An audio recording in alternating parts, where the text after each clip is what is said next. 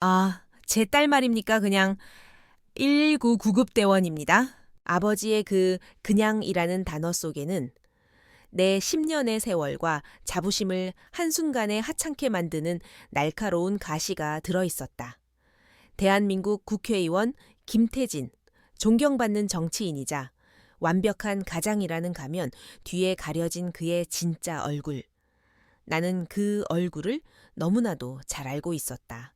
내 이름은 김지수, 30살, 직업은 L2구 구급대원이다. 나의 하루는 사이렌 소리와 함께 시작된다. 생과 사의 경계가 아슬아슬하게 교차하는 곳. 누군가의 가장 절박한 순간이 나의 일상이 되는 곳. 그것이 나의 일터다. 심장이 멎은 노인의 가슴을 쉴 새 없이 압박하고 교통사고 현장에서 피투성이가 된 부상자를 응급처치하고 아파트 난간에 매달린 사람에게 제발 살아달라고 외치는 것. 나는 그 치열한 현장의 한복판에서 매일같이 삶의 무게를 온몸으로 느낀다. 일은 고되고 위험하며 세상의 모든 어두운 면을 마주해야만 한다. 하지만 나는 이 일을 사랑했다. 꺼져가던 생명의 불씨가 내 손길 아래서 다시 타오르는 기적 같은 순간을 마주할 때 나는 내가 살아있음을 그리고 내 삶에 분명한 의미가 있음을 깨닫곤 했다. 나는 내 직업이 자랑스러웠다. 하지만 나의 자랑은 우리 집안의 수치였다. 나의 아버지. 김태진 의원은 평생을 격과 체면을 위해 살아온 사람이었다. 그의 세상에서 성공은 오직 권력과 명예, 그리고 사회적 지위로만 측정되었다. 그의 아들은 국내 최고의 로펌에서 일하는 엘리트 변호사여야 했고, 그의 딸은 명문가와 정략 결혼을 해야만 했다. 오빠. 김진우는 아버지의 기대를 완벽하게 충족시켰다. 오빠는 명문대 법대를 졸업하고 대한민국 최고의 로펌 광장에 입사했다. 그는 아버지의 자랑이자 가문의 영광이었다. 그리고 나는 그 완벽한 그림의 유일한 오점이었다. 아버지는 내가 의대에 진학하기를 바랐다. 하지만 나는 사람의 목숨을 살리는 일은 의사만 할 수 있는 것이 아니라고 생각했다. 나는 수술실의 차가운 조명보다 가장 절박한 현장의 흙먼지를 선택했다. 4년간의 혹독한 훈련과 교육을 거쳐 나는 대한민국에서 가장 우수한 성적으로 구급대원이 되었다. 하지만 아버지는 내 합격증을 보고 단 한마디의 칭찬도 하지 않았다. 그저 깊은 한숨과 함께 이렇게 말했을 뿐이다. 가문의 망신이다. 내 딸이 고작 이런 험한 일을 하다니. 그날 이후 아버지는 공식적인 자리에서 나를 거의 언급하지 않았다. 어쩔 수 없이 소개해야 할 때면 언제나 오늘처럼 그냥 구급대원이라고 얼버무렸다.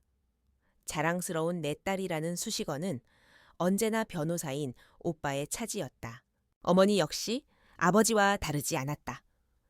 평생을 정치인의 아내로 살아온 엄마에게 가장 중요한 것은 남들의 시선과 집안의 평판이었다.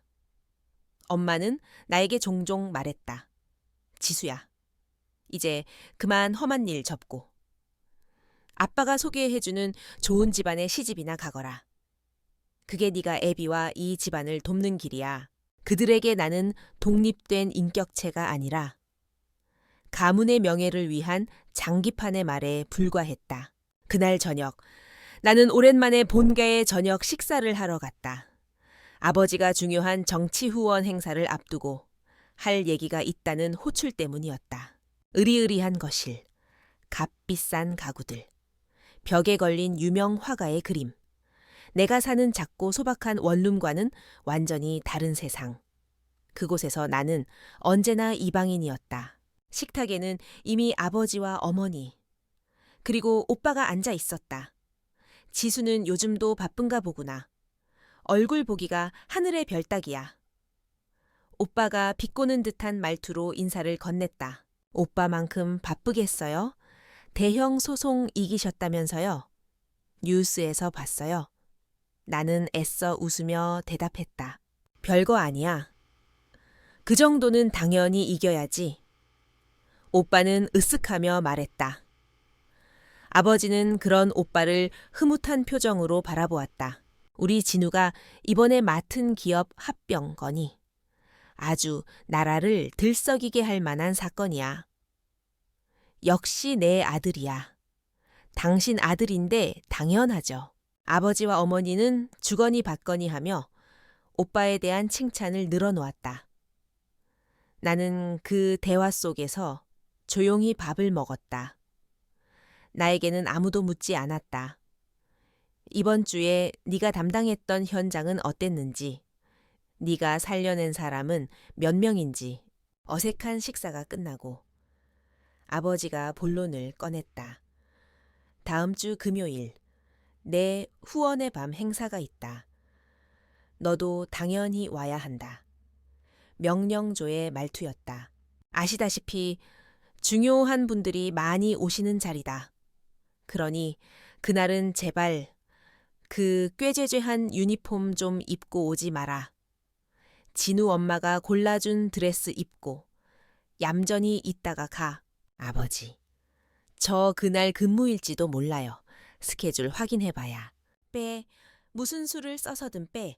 내 재선을 위한 가장 중요한 행사야. 네가 감히 빠질 생각을 해. 아버지의 목소리가 날카로워졌다. 알겠습니다. 나는 더 이상 토를 달지 않았다.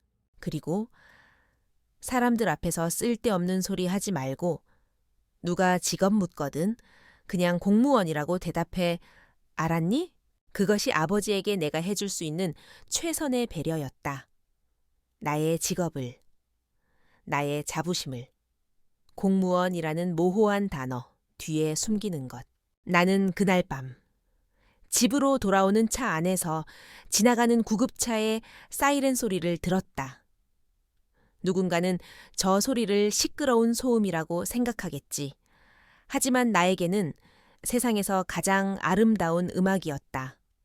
심장이 다시 뛰고 있다는 신호, 내가 있어야 할 곳이 어디인지를 알려주는 이정표.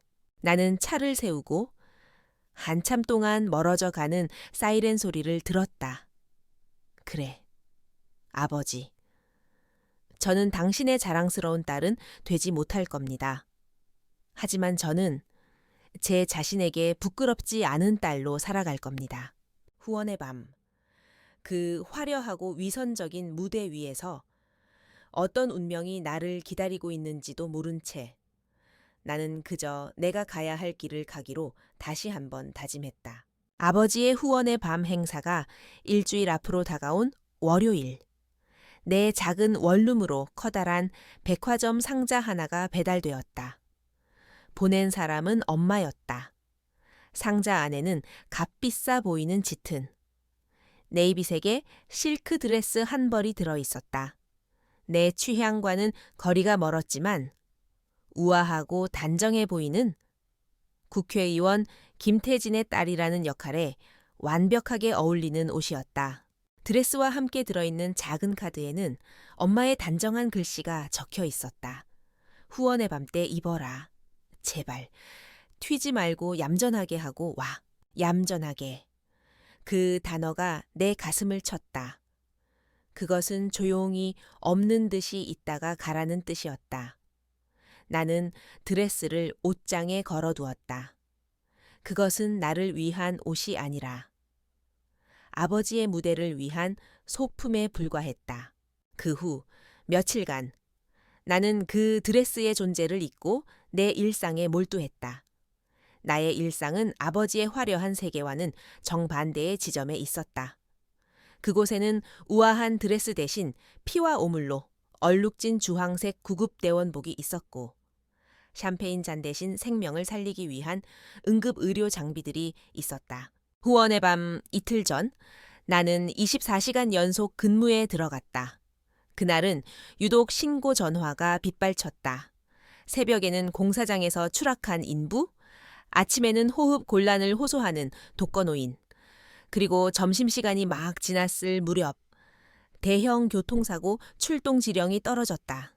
강변북로 오중 추돌사고, 부상자 다수 발생, 전 대원 신속히 출동, 사이렌이 울리고 구급차는 거리를 질주했다. 현장은 아수라장이었다. 찌그러진 차체, 깨진 유리 조각, 도로 위에 흥건한 기름과 핏자국, 여기저기서 사람들의 비명과 신음소리가 뒤섞여 있었다. 환자 상태 브리핑해 40대 남성, 운전석에 다리 끼임, 의식 혼미 7세 여아, 두부 출혈 의심. 나는 가장 위급해 보이는 전복된 승용차로 달려갔다.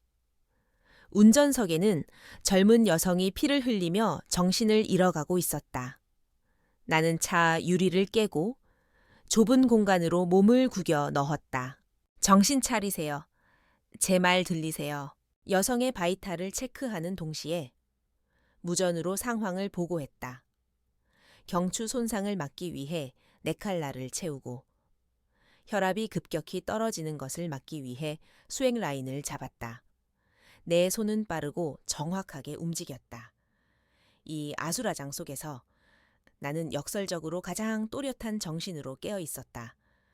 두려워할 시간도 슬퍼할 시간도 없었다. 내 앞에는 지금 살려야 할 사람이 있었다. 구조대원들이 유압 장비로 찌그러진 차 문을 뜯어내고 마침내 우리는 환자를 구출해냈다. 들것에 실려 구급차로 옮겨지는 동안 여성은 간신히 눈을 뜨고 내 손을 잡았다. 그리고 아주 작은 목소리로 속삭였다. 살려주세요. 나는 그녀의 손을 마주 잡으며 말했다.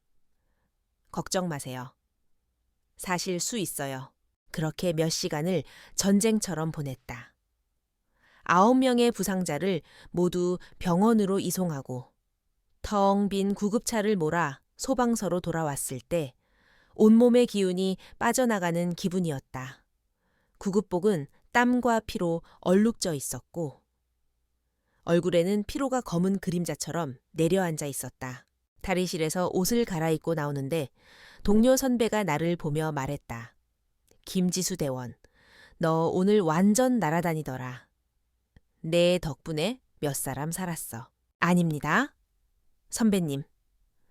팀원들 모두가 잘해주신 덕분이죠. 나는 쑥스럽게 웃으며 대답했다. 하지만 마음속으로는 그 어떤 찬사보다도 값진 위로를 받았다. 그래? 이게 바로 나야. 이게 바로 내가 하는 일이야. 아버지의 세상에서는 결코 이해받을 수 없을 나의 자부심. 퇴근 후 텅 빈 원룸으로 돌아왔다. 지친 몸을 소파에 던지자마자 잠이 들었다. 그리고 다음날 눈을 떴을 때 나는 옷장에 걸린 네이비색 드레스를 보았다. 어제 내가 있었던 치열한 현장과는 너무나도 이질적인 저 고고하고 깨끗한 물건, 마치 다른 행성에서 온 유물 같았다. 정말로 가야 할까? 나는 수십 번을 망설였다. 갑자기 아프다고 할까? 아니면 긴급 출동이 잡혔다고 거짓말을 할까? 나는 동료에게 전화를 걸어 하소연했다. 선배, 저 내일 아버지 후원회 가야 하는데 그냥 셔츠에 바지 입고 가면 안 될까요? 수화기 너머로 선배의 웃음소리가 들려왔다. 야, 그래도 국회의원 아버지 체면이 있지. 예쁘게 하고 가. 가서 맛있는 거나 많이 먹고 와. 네가 왜 가는지 내가 모를까 봐 그래도. 아버지시니까. 혹시라도. 이번에는 우리 지수 고생하는 거 알아주시지 않을까 하는 그놈의 희망 때문이잖아. 선배는 내 마음을 정확히 꿰뚫어 보고 있었다. 맞다. 나는 여전히 기대하고 있었다. 어쩌면 이번에는 수많은 사람들 앞에서 아버지가 나를 자랑스럽게 여겨주지 않을까. 내 직업을 더 이상 부끄러워하지 않을지도 모른다는 바보 같은 희망. 결국 나는 후원의 밤 행사가 열리는 날 저녁 그 낯선 드레스를 입었다. 평소에는 바르지도 않는 립스틱을 바르고 불편한 하이힐을 신었다. 거울 앞에 선 내 모습은 내가 아닌 다른 사람 같았다. 화려한 세계에 속한 우아한 여자. 하지만 거울 속 여자의 눈빛은 여전히 길 잃은 아이처럼 불안하게 흔들리고 있었다. 괜찮아, 김지수. 그냥 몇 시간만 버티는 거야. 나는 스스로에게 주문을 외웠다. 아무도 너한테 관심 없을 테니 조용히 있다가 오면 돼. 늘 그랬던 것처럼 나는 그날 밤 내 발로 걸어 들어간 그 화려한 무대 위에서 내 인생이 송두리째 뒤바뀌는 사건의 주인공이 될 것이라고는 상상조차 하지 못했다. 행사가 열리는 5성급 호텔의 연회장은 그야말로 별들의 전쟁터 같았다. 눈부신 샹들리에 아래 대한민국을 움직이는 권력자들이 모두 모여 있었다. 여당과 야당의 중진 의원들, 대기업 총수들, 유명 언론인과 법조인들까지. 그들은 서로에게 가벼운 미소와 악수를 건네며 보이지 않는 탐색전과 사교의 그물을 촘촘히 엮어가고 있었다. 나는 그 화려한 무대 위에서 길 잃은 유령처럼 서성였다. 짙은 네이비색 드레스와 어색한 하이힐은 내 몸에 맞지 않는 갑옷 같았다. 모두가 나를 스쳐 지나갔지만 아무도 나에게 말을 걸지 않았다. 나는 김태진 의원의 딸이라는 이름표를 달고 있었지만 그 이름표는 너무나 작고 희미해서 아무도 알아보지 못하는 듯했다. 지수야, 이리 와서 인사드려라. 아버지가 나를 불렀다. 아버지의 옆에는 희끗희끗한 머리의 중년 신사가 서 있었다. 나는 그의 얼굴을 신문에서 본 기억이 있었다. 국내 굴지의 건설사, 대영건설의 회장이었다. 아버지의 가장 큰 후원자 중 한 사람이기도 했다. 나는 애써 미소를 지으며 그들 앞으로 다가갔다. 처음 뵙겠습니다. 김지수입니다. 아버지는 나를 그에게 소개했다. 내가 가장 듣고 싶지 않았던, 그러나 예상했던 바로 그 방식으로 허허, 제 막내딸입니다. 오빠만큼 똑똑하지는 못해서 공부 대신 몸으로 때우는 일을 하고 있습니다. 아버지는 농담처럼 말했지만 그 안에는 날카로운 비수가 숨어 있었다. 대영건설 회장은 내 위아래를 한번 훑어보더니 별 관심 없다는 듯이 말했다. 아, 그러십니까? 따님이 미인이시네요. 하하, 감사합니다. 아, 제 딸 말입니까, 그냥. 112우 구급대원입니다. 아버지는 다시 한번 그냥이라는 단어를 썼다. 그 순간 나는 아버지의 얼굴에서 아주 찰나의 부끄러움을 보았다. 나는 그 표정을 놓치지 않았다. 아버지는 자신의 딸을 자신의 후원자 앞에서 소개하는 것을 부끄러워하고 있었다. 대영건설 회장의 표정이 미묘하게 굳어졌다.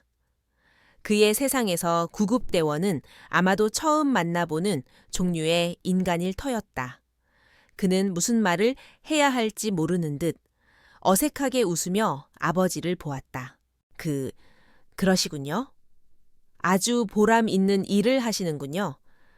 그의 영혼 없는 칭찬이 끝나자마자 아버지는 서둘러 화제를 돌렸다. 그나저나 회장님, 이번에 추진하시는 신도시 개발건은 잘 되어 가십니까? 그들의 대화는 다시 그들만의 세상으로 돌아갔다. 나는 다시 투명 인간이 되었다. 대화가 끝날 때까지 그들 옆에서 병풍처럼 서 있다가 조용히 물러났다. 입안이 바싹 마르고 쓴맛이 느껴졌다. 그런 굴욕적인 소개는 그 후로도 몇 번이나 반복되었다. 아버지는 나를 마치 신기한 구경거리처럼 혹은 감춰야 할 치부처럼 사람들에게 소개했다. 어떤 사람은 따님 고생이 많겠네요 라며 동정했고 어떤 사람은 노골적으로 딸 교육을 어떻게 시키셨기에 하는 눈빛으로 나를 쳐다보았다. 나는 더 이상 견딜 수가 없어서 연회장 구석에 아무도 없는 테이블로 피신했다. 웨이터가 건네주는 샴페인 잔을 받아들었지만 마시지는 않았다. 혹시라도 긴급 호출이 올지 모른다는 생각 때문이었다. 구급대원에게 알코올은 금기였다. 나는 그저 차가운 잔을 만지작거리며 이 지옥 같은 시간이 빨리 끝나기만을 바랐다. 그때 오빠가 나에게 다가왔다. 오빠의 손에는 와인잔이 들려 있었고 얼굴은 기분 좋게 상기되어 있었다. 너 여기서 뭐 하냐? 아버지가 찾으시던데. 왜긴? 저기 중앙 테이블에 앉아 계신 분. 대법관 출신이신 거 몰라. 너 시집 보낼 만한 집안 아들 없나? 알아보시는 거잖아. 가서 얌전히 인사나 드리고. 와, 오빠는 당연하다는 듯이 말했다. 나는 오빠를 쳐다보았다. 오빠, 나 사람이야? 팔려가는 물건이 아니고 내 차가운 대꾸에 오빠의 표정이 굳어졌다. 야, 김지수, 너 지금 아버지한테 반항하는 거냐? 아버지가 다 너 좋으라고 하시는 말씀이잖아. 너처럼 별 볼 일 없는 직업 가진 애가 이런 기회 아니면 어디 가서 저런 분들을 뵙겠어. 감사한 줄 알아야지. 별 볼 일 없는 직업. 그 말이 내 심장을 찔렀다. 나는 자리에서 벌떡 일어났다. 더 이상 참을 수가 없었다. 그래, 내 직업 별 볼 일 없지. 오빠처럼 대형 로펌 변호사도 아니고 아버지처럼 나라실하는 국회의원도 아니니까. 그런데 말이야, 오빠, 적어도 나는 내 힘으로 내 두 발로 서서 내 밥벌이하고 살아. 누구처럼 아버지 후광 뒤에 숨어서 아버지 인맥으로 사건 수임하고 아버지 이름 팔아서 결혼하고 그렇게 살지는 않아. 너 지금 뭐라고? 오빠의 얼굴이 분노로 일그러졌다.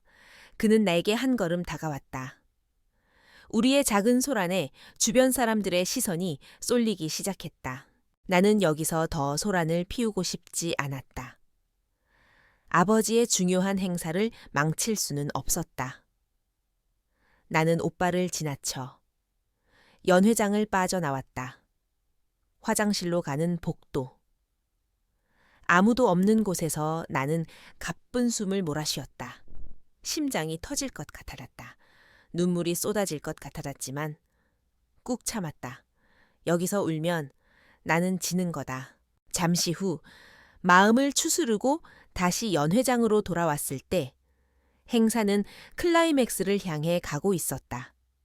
모든 조명이 꺼지고 무대 위 단상에만 스포트라이트가 비쳤다. 사회자의 우렁찬 소개와 함께 아버지, 김태진 의원이 무대 위로 올라섰다. 우레와 같은 박수 소리가 터져 나왔다. 아버지는 준비된 연설 원고를 앞에 놓고 마이크를 잡았다. 존경하는 내외 귀빈 여러분, 그리고 저를 아껴주시는 동료 시민 여러분, 바쁘신 와중에도 저의 후원의 밤 행사에 참석해 주셔서 진심으로 감사의 말씀을 드립니다. 아버지는 노련한 정치인이었다. 그의 목소리는 힘이 있었고 표정은 자신감으로 가득했다. 그는 대한민국의 미래와 자신이 꿈꾸는 정의로운 사회에 대해 열변을 토했다. 사람들은 그의 연설에 완전히 매료되어 숨을 죽인 채 집중하고 있었다. 나는 연회장 맨 뒤편, 벽에 기댄 채 그 모습을 바라보았다. 무대 위에 저 사람은 내가 아는 나의 아버지가 아니었다. 그는 대중을 위해 존재하는 배우였고 나는 그의 무대 뒤, 어두운 곳에 서 있는 관객일 뿐이었다. 연설이 절정으로 치닫고 있을 때였다. 바로 그 순간 사건이 터졌다. 아버지의 연설은 절정으로 치닫고 있었다. 그의 목소리는 연회장을 가득 메웠고 수백 명의 하객들은 약속이라도 한 듯 숨을 죽인 채 그의 말 한마디 한마디에 집중했다. 무대의 조명 아래 선 아버지는 한 나라를 이끄는 지도자처럼 위엄 있고 확신에 차 있었다. 나는 그 모습을 보며 내가 평생 이해할 수 없을 아버지의 세계를 어렴풋이 짐작했다. 저 무대 위에서 아버지는 가장 빛나는 존재였다. 그래서 저는 우리 아이들에게 더 이상 부끄럽지 않은 대한민국 정의와 상식이 통하는 사회를 물려주기 위해 저의 모든 것을 바칠 것을 이 자리에서 약속드립. 바로 그 순간이었다. 아버지의 열변이 갑자기 뚝 끊겼다. 아버지는 연설대 위에서 마치 유령이라도 본 사람처럼 눈을 동그랗게 뜨고 한 곳을 응시하고 있었다. 헤드 테이블. 웅성거리던 하객들도 아버지의 시선을 따라 헤드 테이블로 고개를 돌렸다.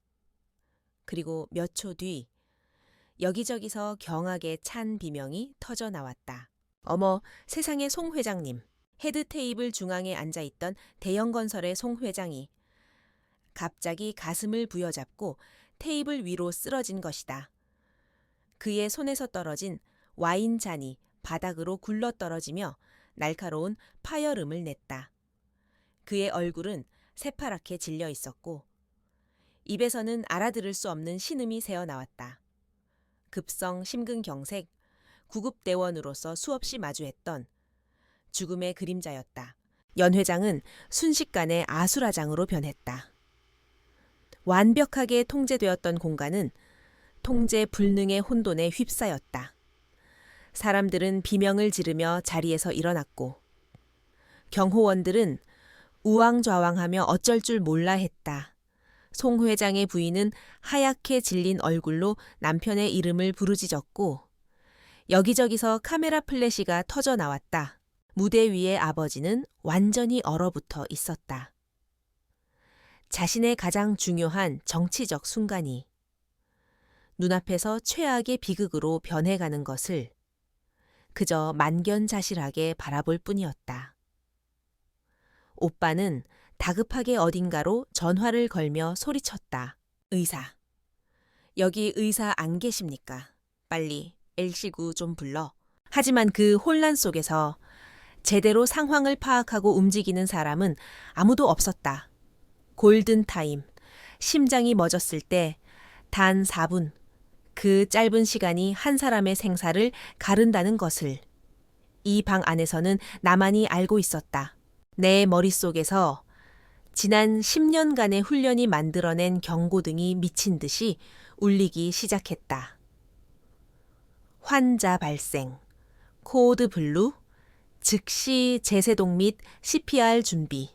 나는 아주 잠깐 망설였다. 지금 내가 나서면 모든 것이 엉망이 될 것이다. 아버지의 후원의 밤, 오빠의 체면, 그리고 조용히 있다가 가라던 엄마의 당부까지. 오늘 밤의 주인공은 아버지고 나는 그저 보이지 않는 소품이어야만 했다. 구급대원 김지수가 아니라 국회의원 김태진의 딸로서. 하지만 내 눈앞에는 사람이 죽어가고 있었다. 나에게 주어진 역할과 내가 해야만 하는 사명 사이에서 나는 더 이상 망설일 수 없었다. 나는 거추장스러운 하이힐을 벗어 던졌다. 그리고 움직이기 편하도록 엄마가 사준 값비싼 실크 드레스의 옆트임을 무릎까지 찢어버렸다. 얌전하게 있으라던 엄마의 목소리가 환청처럼 들려왔지만 나는 그것을 무시했다. 나는 사람들을 해치고 헤드 테이블을 향해 달려갔다. 비키세요. 길 좀 열어주세요. 내 다급한 외침에 사람들이 놀란 눈으로 나를 쳐다보았다. 저 여자가 누군데 하는 의심의 눈초리. 나는 그들의 시선을 뚫고 쓰러진 송 회장에게 다가갔다. 모두 물러서세요. 환자에게서 떨어지세요. 나는 송 회장의 넥타이를 풀고 셔츠 단추를 뜯어내 가슴을 열었다. 그의 턱을 들어 기도를 확보하고 맥박을 확인했다. 이미 심정지 상태였다. 누가 여기 호텔 직원 없습니까? 자동 제세동기 AED 가져오세요. 빨리요. 내 목소리는 나도 모르게 언제나 현장에서 외치던 지휘관의 목소리가 되어 있었다. 나는 망설임 없이 송 회장의 가슴 위로 올라탔다. 그리고 깍지 낀 두 손으로 정확한 위치에 흉부 압박을 시작했다. 하나, 둘, 셋, 넷. 드레스 차림으로 수백 명의 하객과 수십 대의 카메라 앞에서 나는 한 남자의 심장을 다시 뛰게 하기 위해 안간 힘을 쓰고 있었다. 주변의 모든 소음이 멀어져 갔다. 오직 내 귀에는 내 심장 소리와 규칙적으로 갈비뼈를 압박하는 내 손의 소리만이 들려왔다. 지수야, 너 지금 뭐 하는 거냐? 뒤에서. 아버지의 경악에 찬 목소리가 들려왔다. 나는 아버지를 돌아보지 않았다. 대답할 시간도, 이유를 설명할 여유도 없었다. 나는 그저 기계처럼 훈련받은 대로 움직였다. 제세동기 가져왔습니다. 호텔 직원이 허둥지둥 달려와 AED를 내밀었다. 나는 땀으로 범벅이 된 얼굴로 소리쳤다. 환자에게서 모두 떨어지세요. 쇼크 들어갑니다. 나는 송 회장의 가슴에 패드를 붙이고 기계의 지시에 따라 쇼크 버튼을 눌렀다. 쿵 하는 소리와 함께 그의 몸이 한 번 크게 튀어 올랐다. 나는 즉시 다시 흉부 압박을 시작했다. 얼마나 시간이 흘렀을까? 1분, 2분 영원처럼 느껴지는 시간이었다. 내 팔은 감각이 없어졌고 온몸은 땀으로 흠뻑 젖었다. 이마 위로 쏟아져 내리는 머리카락이 시야를 가렸지만 나는 멈추지 않았다. 바로 그때였다. 내 손바닥 아래 멈춰 있던 그의 심장이 아주 미약하게 다시 뛰기 시작하는 것이 느껴졌다. 나는 그 희미한 고동 소리에 집중했다. 한 번, 그리고 또 한 번, 멈췄던 심장이 기적처럼 다시 움직이기 시작한 것이다. 그와 동시에 연 회장 밖에서 요란한 사이렌 소리가 들려왔다. 내가 도착했다. 119 구급대원들, 나의 동료들이. 나는 그제야 멈추고 송 회장의 가슴 위에서 비틀거리며 내려왔다. 다리에 힘이 풀려 그 자리에 주저앉을 뻔했다. 주황색 유니폼을 입은 나의 동료들이 들것과 응급 장비를 들고 달려왔다. 그들은 나를 보고 잠시 놀란 표정을 지었지만 이내 상황을 파악하고 일사불란하게 움직이기 시작했다. 환자 바이탈 돌아왔습니다. 혈압 80에 62 맥박 분당 50회. 나는 동료에게 내가 조치했던 상황들을 빠르게 브리핑했다. 내가 잠시 잊고 있던 사이 연 회장은 다시 한번 정적에 휩싸여 있었다. 수백 명의 사람들이 모두 나를 쳐다보고 있었다. 땀과 눈물로 범벅이 된 값비싼 드레스가 찢어진 채 엉망이 된 모습의 나를, 그리고 그 시선들 속에는 무대 위에서 굳어버린 아버지의 얼굴도 있었다. 그의 얼굴에는 내가 평생 단 한 번도 본 적 없었던 아주 복잡하고 미묘한 표정이 떠올라 있었다. 그것은 충격과 불신과 그리고 아주 약간의 경외감 같은 것이었다. 나는 그 순간 깨달았다. 오늘 밤 나는 아버지의 완벽한 무대를 망쳐버렸다. 그리고 동시에 나는 나의 진짜 무대를 세상에 증명해 보인 것이었다. 나의 동료들이 탄 구급차가 요란한 사이렌 소리와 함께 호텔을 빠져나갔다. 쓰러졌던 송 회장은 이제 안전할 것이다.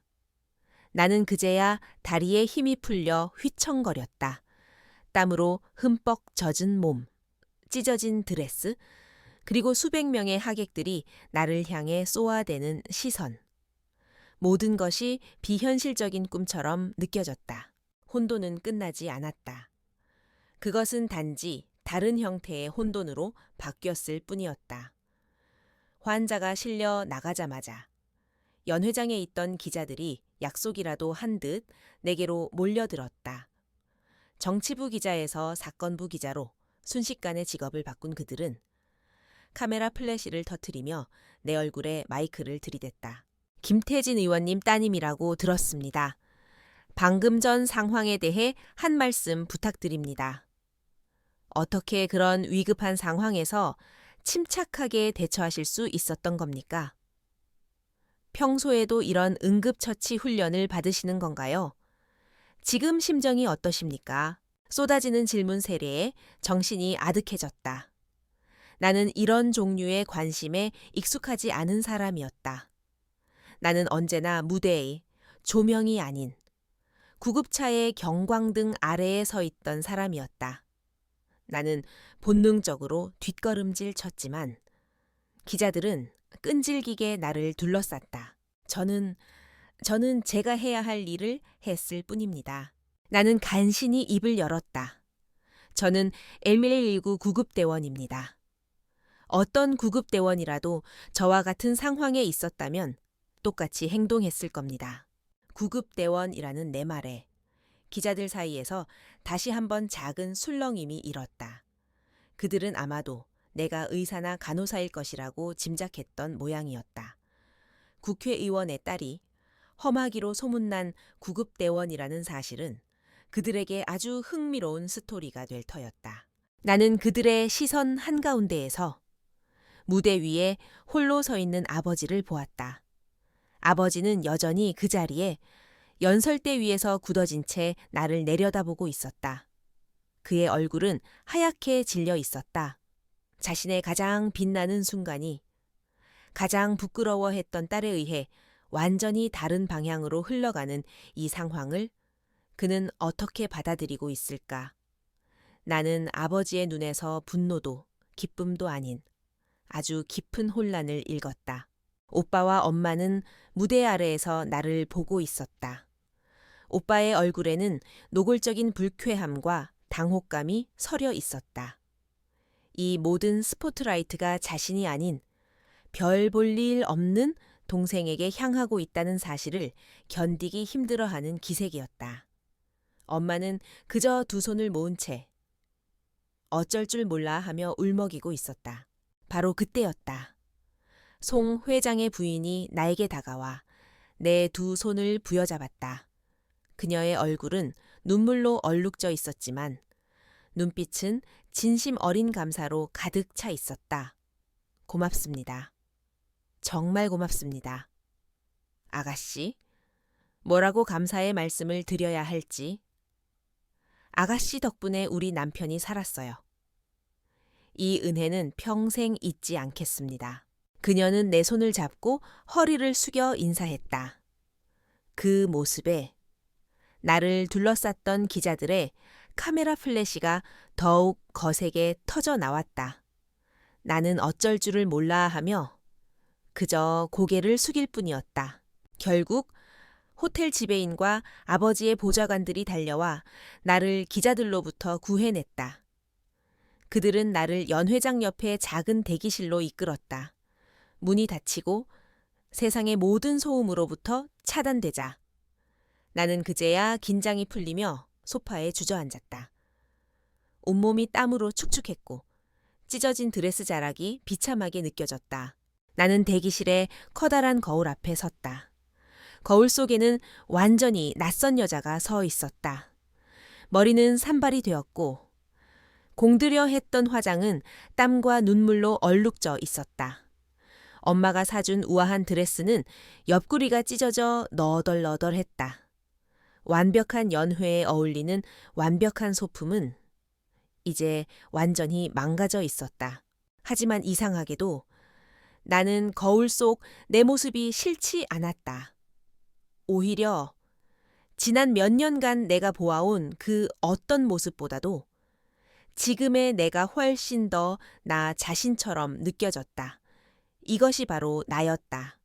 꾸며진 인형이 아닌 치열한 현장을 살아가는 구급대원 김지수. 드르륵.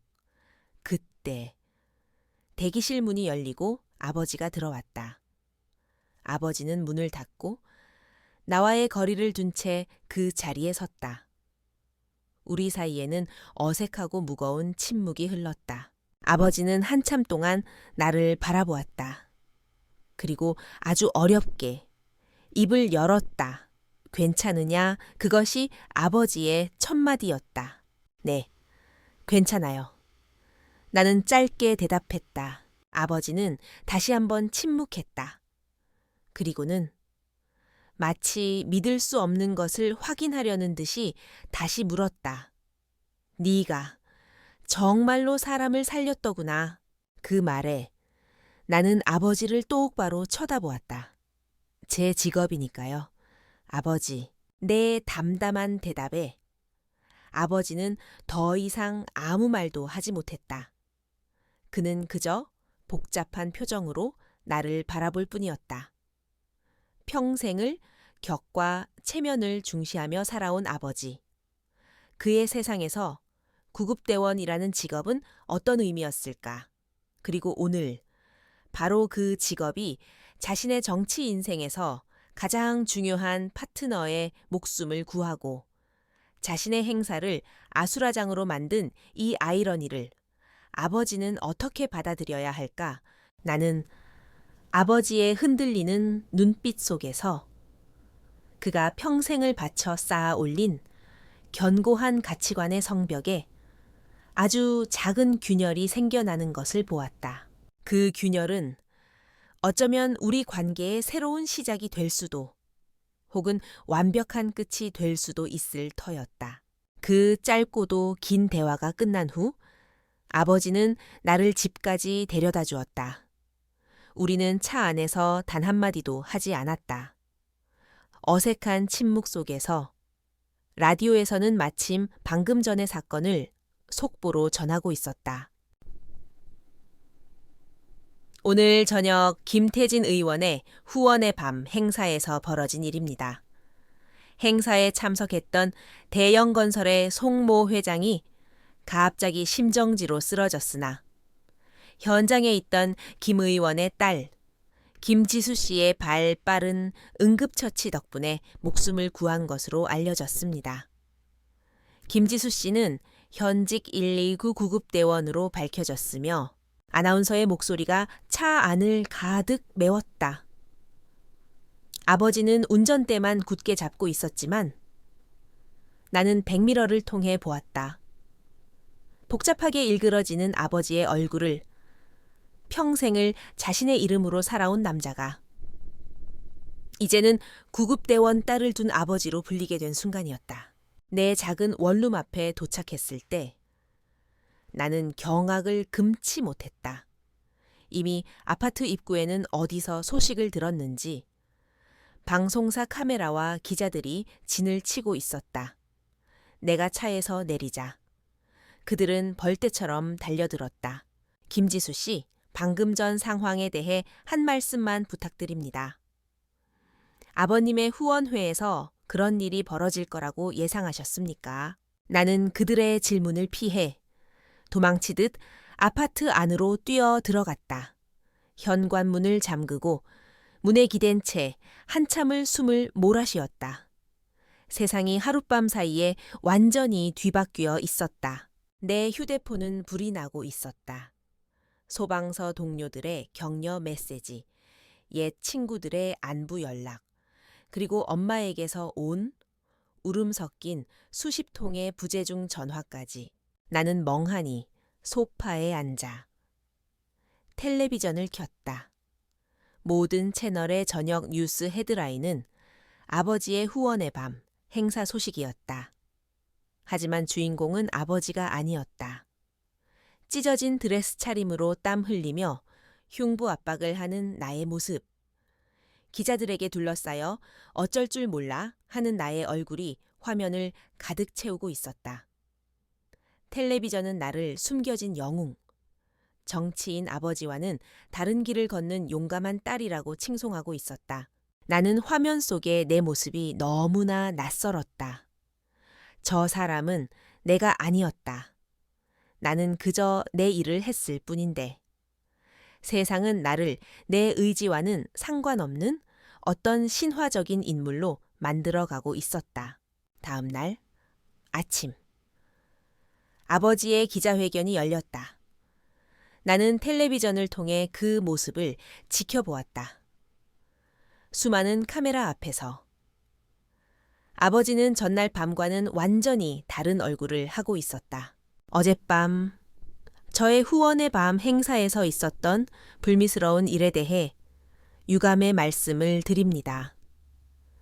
하지만 저는 그 위기의 순간 자랑스러운 제 딸의 모습을 보았습니다. 아버지는 잠시 말을 멈추고 카메라를 정면으로 응시했다. 제 딸, 김지수는 언제나 국민의 생명을 지키는 대한민국의 자랑스러운 X199 구급대원이었습니다. 어제 제 딸이 보여준 용기와 헌신은 비단 저만의 자랑이 아니라 우리 사회 모두의 귀감이라고 생각합니다. 저는 그런 딸을 둔 것을 무한한 영광으로 생각하며 나는 헛웃음을 터뜨렸다. 자랑스러운 딸, 평생을 듣고 싶었던 그 말을 나는 이런 방식으로 온 국민이 지켜보는 앞에서 듣게 되었다. 아버지의 목소리에는 한치의 망설임도 없었다. 그는 완벽한 정치인이었다. 위기를 기회로 바꾸는 법을, 대중이 듣고 싶어 하는 말을 정확히 알고 있는 그의 연설은 나를 위한 것이 아니었다. 그것은 자신의 정치적 이미지를 위한 것이었다. 나는 그 사실을 알았지만 그럼에도 불구하고 가슴 한구석이 아릿하게 저려오는 것을 막을 수는 없었다. 기자회견이 끝나고 오빠에게서 전화가 걸려왔다. 야, 김지수. 오빠의 목소리는 잔뜩 날이 서 있었다. 너 때문에 우리 집안이 지금 발칵 뒤집혔다. 아주 하루아침에 대스타가 나셨어. 좋으냐? 내가 좋아서 한 일 아니야. 아니긴 뭐가 아니야. 너 어제 일부러 그런 거지? 아버지 연설할 때 일부러 튀려고 어떻게 사람이 그렇게 이기적이냐. 나는 오빠의 말에 대꾸할 가치조차 느끼지 못했다. 오빠, 혹시 송 회장님은 좀 어떠시대? 중환자실에 계셔. 다행히 고비는 넘겼다고 하더라. 다행이네. 야, 너 지금 내 말 안 듣고? 끊을게. 나 바빠. 나는 전화를 끊어버렸다. 오빠와 더 이상 소모적인 논쟁을 하고 싶지 않았다. 그 후 며칠간 나는 원치 않는 유명세를 톡톡히 치러야 했다. 소방서에는 격려 전화가 빗발쳤고 방송국에서는 출연 요청이 쇄도했다. 나는 모든 인터뷰를 정중히 거절하고 휴가를 낸 채 집 안에만 머물렀다. 이 모든 소란이 빨리 지나가기만을 바랐다. 사건이 있고 사흘째 되던 날 저녁이었다. 아버지에게서 전화가 걸려왔다. 기자회견 때와는 전혀 다른 낮고 피곤한 목소리였다. 나다. 네, 아버지. 내일 저녁. 시간 괜찮으냐? 단둘이. 저녁이나 같이 하자. 단둘이. 태어나서 단 한 번도 아버지와 단둘이 식사를 해본 적이 없었다. 우리의 식탁에는 언제나 엄마나 혹은 오빠가 함께 있었다. 나는 잠시 망설였다. 알겠습니다. 아버지, 나는 그 제안을 거절할 수 없었다. 어쩌면 이것이 아버지와 나 사이에 놓인 길고 긴 강을 건널 수 있는 마지막 기회일지도 모른다는 생각이 들었기 때문이다. 아버지와 약속한 날 저녁, 나는 약속 장소인 조용한 한정식 식당의 별실로 들어섰다. 아버지는 이미 와 계셨다. 창가에 앉아 어두운 정원을 말없이 내려다보는 아버지의 뒷모습은 어딘지 모르게 쓸쓸해 보였다. 우리의 저녁 식사는 어색한 침묵 속에서 시작되었다. 정갈한 음식들이 차례로 들어왔지만 우리는 거의 맛을 느끼지 못했다. 아버지는 술을 한 잔 따라 내게 건넸다. 내가 잔을 받자. 아버지가 드디어 입을 열었다. 송 회장은 어제 퇴원했다더구나. 나한테 직접 전화해서 너한테 꼭 다시 한번 고맙다고 전해달라고 하더라. 다행이네요. 나는 짧게 대답했다. 그래, 다행이지. 덕분에 내 정치 인생도 구사일생했고 말이다. 아버지는 씁쓸하게 웃으며 말했다. 그의 지지율은 사건 이후 오히려 급상승했다. 영웅의 아버지라는 새로운 이미지가 대중에게 아주 효과적으로 작용한 덕분이었다. 아버지는 여전히 이 모든 일을 자신의 관점에서 해석하고 있었다. 나는 젓가락을 내려놓았다. 그리고 아버지를 똑바로 쳐다보았다. 더 이상은 둘러가고 싶지 않았다. 아버지, 솔직하게 말씀해 주세요. 만약 그날 쓰러진 사람이 송 회장님이 아니라 이름 없는 호텔 직원이었다면 그래도 제가 자랑스러우셨을까요? 내 돌직구 같은 질문에 아버지의 얼굴이 순간 굳어졌다. 그는 내 시선을 피하며 찻잔을 만지작거렸다. 나는 대답을 재촉하지 않고 조용히 아버지를 기다렸다. 이것은 내가 지난 10년간 아버지에게 던지고 싶었던 가장 본질적인 질문이었다. 한참의 침묵이 흘렀다. 아버지는 깊은 한숨을 내쉬더니 마침내 입을 열었다. 그의 목소리는 그 어느 때보다도 낮고 힘이 없었다. 나는 평생을 남들의 시선 속에서 살아왔다. 뭐가 옳은 길인지, 뭐가 성공한 인생인지 세상이 정해놓은 기준에 나를 맞추기 위해 발버둥치며 살았지. 내 자식들마저도 어쩌면 내 성공을 증명하는 트로피처럼 여겼는지도 모른다. 아버지는 나를 보지 않고 창밖의 어둠을 향해 고백하듯 말했다. 솔직히 말하면 네가 구급대원이 되겠다고 했을 때 나는 부끄러웠다. 내 완벽한 그림에 네가 흠집을 낼까봐 두려웠다. 그래서 널 인정하지 않았고 애써 무시했다. 네가 스스로 포기하고 내가 원하는 길로 돌아오기를 바라면서 나는 아무 말 없이 아버지의 고백을 들었다. 하지만 그날 밤 네 모습을 보면서 엉망이 된 드레스 차림으로 땀과 눈물로 범벅이 되어서 한 사람을 살리기 위해 사투를 벌이는 네 모습을 보면서 내가 틀렸다는 걸 깨달았다. 내가 평생을 좇았던 그 모든 명예와 권력이 네 손에 들린 그 한 사람의 목숨보다 얼마나 하찮은 것인지를 말이다. 아버지는 마침내 고개를 돌려 나를 바라보았다. 그의 눈가가 붉게 젖어 있었다. 자랑스러웠다. 지수야. 송 회장을 살려서가 아니라 그 어떤 상황에서도 자신의 소신을 잃지 않고 제 몫을 다해낸 내 딸의 모습이 아비는 진심으로 자랑스러웠다. 그 말을 듣는 순간 내 마음속을 10년 넘게 짓누르던 무거운 얼음 덩어리가 서서히 녹아내리는 기분이었다. 완벽한 사과는 아니었지만 나는 그 서툰 고백 속에서 아버지의 진심을 보았다. 알아주셔서 감사해요. 아버지, 내 목소리가 희미하게 떨려왔다. 그날 이후 우리 사이에 보이지 않는 벽이 조금씩 허물어지기 시작했다. 아버지는 더 이상 내게 직업을 바꾸라거나 선을 보라는 말을 하지 않았다. 대신 처음으로 나의 일에 대해 물어보기 시작했다. 일은 많이 힘드냐? 오늘 당직은 무사히 끝났고 아버지의 어색한 질문에 나는 담담하게 나의 일상에 대해 이야기했다. 내가 만나는 사람들, 내가 겪는 일들, 그리고 그 안에서 내가 느끼는 보람과 슬픔에 대해서 아버지는 그저 조용히 들어주었다. 우리는 그렇게 아주 느린 속도로 서로를 알아가기 시작했다.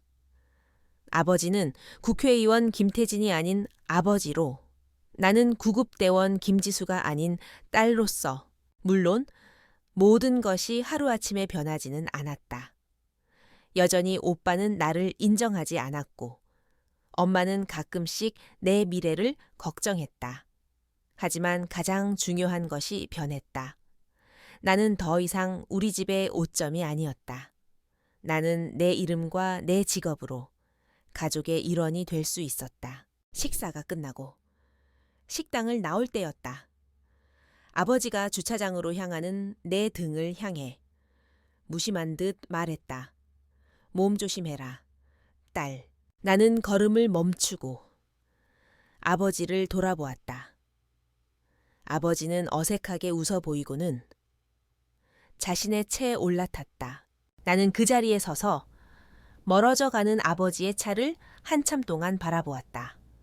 딸, 그 평범한 단어가 그날따라 유난히 따뜻하게 내 마음에 와서 박혔다. 우리가 서로를 온전히 이해하기까지는 아마도 아주 오랜 시간이 걸릴 것이다. 하지만 괜찮았다. 우리에게는 이제 함께 걸어갈 시간이 있으니까 나는 내 채에 올라타. 시동을 걸었다. 라디오에서는 한밤의 교통 정보를 알리고 있었다. 나는 사이렌 소리가 들려올 어딘가를 향해 더 이상 외롭지 않은 마음으로 운전대를 잡았다. 그날 저녁 식사 후 1년이라는 시간이 흘렀다. 계절이 4번 바뀌는 동안 나와 아버지 사이에 얼어붙었던 강에도 서서히 봄이 찾아왔다. 나는 여전히 LC9 구급대원이었다. 하지만 이제는 신입 대원들을 교육하고 현장을 총괄하는 팀장의 직책을 맡게 되었다. 나의 이름 앞에는 김태진 의원의 딸이라는 수식어 대신 올해의 소방관 표창을 받은 자랑스러운 훈장이 붙었다. 세상은 더 이상 나를 아버지의 그늘 속에서 찾지 않았다. 나는 온전히 나 자신의 이름으로 내 자리에서 빛나고 있었다. 가장 놀라운 변화는 아버지에게서 찾아왔다. 아버지는 그날 이후 정말로 변하기 시작했다. 한 번은 거실에서 뉴스를 보는데 국회 본회의장에서 발언하는 아버지의 모습이 나왔다. 그런데 아버지가 이야기하는 것은 경제나 외교 문제가 아니었다. 존경하는 동료 의원. 여러분 지금 이 순간에도 전국의 119 구급대원들은 낡은 장비와 부족한 인력 속에서 국민의 생명을 지키기 위해 사투를 벌이고 있습니다. 그들의 헌신에 존경심만 표할 것이 아니라 실질적인 지원과 처우 개선을 위한 예산 증액이 시급합니다. 아버지는 내가 그동안 흘리듯 말했던 현장의 어려움들을 정확한 데이터와 뜨거운 진심을 담아 역설하고 있었다. 나는 소파에 앉아 조용히 그 모습을 지켜보았다. 아버지는 이제 나의 세계를 이해하려고 노력하고 있었다. 자신의 정치적 언어로 나의 삶을 지지해주고 있었다. 오빠와의 관계는 여전히 서먹했다. 하지만 그 안에 있던 날카로운 가시는 많이 무뎌져 있었다. 한 번은 온 가족이 모인 자리에서 오빠가 툭 하고 내게 말했다. 야, 김지수. 아버지 요즘 완전 소방청 대변인 다 되셨더라. 다 너 때문이야.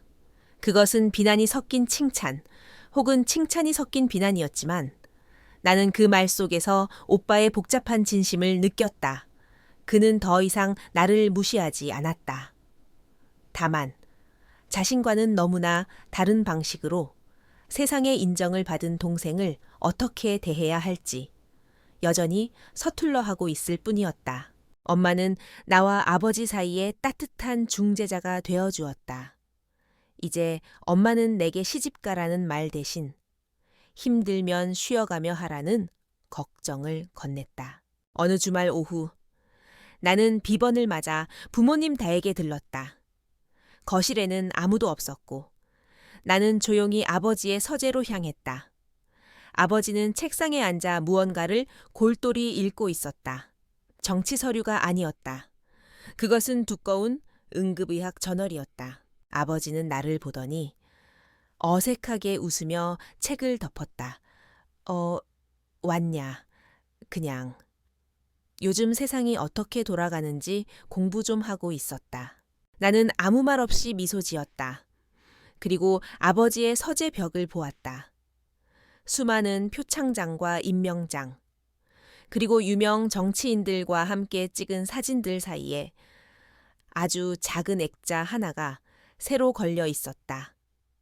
그 안에는 자랑스러운 시민상을 받고 있는 나의 사진이 담긴 낡은 신문 기사가 들어 있었다. 아버지는 내 시선을 따라 그 액자를 보았다. 내 엄마가 걸어두었더구나. 우리는 더 이상 아무 말도 하지 않았다.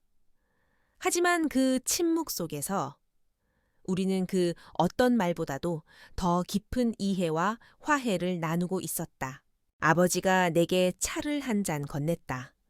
우리는 창가에 나란히 서서 따뜻한 차를 마시며 조용한 오후의 햇살을 즐겼다.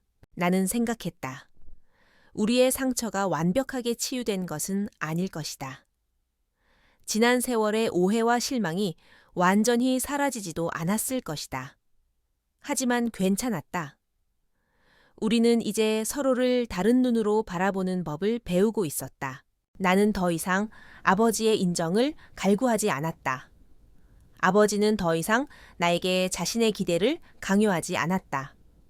우리는 그저 서로 다른 세상에서 각자의 방식으로 최선을 다해 살아가는 아빠와 딸로서 서로를 존중하게 된 것이었다. 그것만으로도 충분했다. 창밖에서 멀리서 희미한 사이렌 소리가 들려왔다. 나는 반사적으로 그 소리에 귀를 기울였다. 하지만 오늘은 내가 출동할 차례가 아니었다. 나의 훌륭한 동료들이 지금 이 순간에도 누군가의 생명을 구하기 위해 달려가고 있을 것이다. 나는 조용히 그들을 위해 기도했다. 그리고 나를 이 길로 이끌어준 나의 모든 순간에 감사했다.